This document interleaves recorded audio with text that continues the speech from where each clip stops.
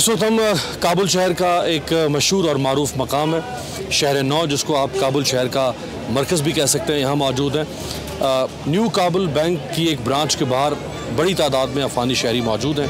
यही सूरत हाल काबुल के तमाम बैंक्स की कमोबेश तमाम ब्रांचेस के बाहर है।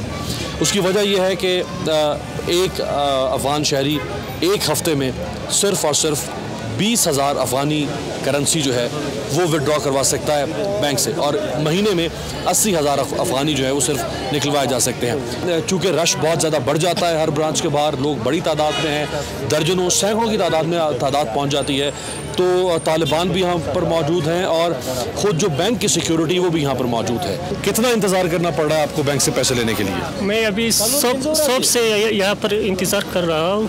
ये सब लोग यहाँ पर आया और ब्रांच भी है। आज तो और ब्रांच पे पैसा नहीं था। मैं यहाँ पर भी आया सुबह से आज तक, मैं यहाँ पर कोई नौबत नहीं मिला। आपका नाम जी? मोहम्मद हुसैन। मोहम्मद हुसैन। हाँ। उर्दू बोल लेंगे? थोड़े से बोल देंगे। हमें भी थोड़ी चाहिए। हाँ।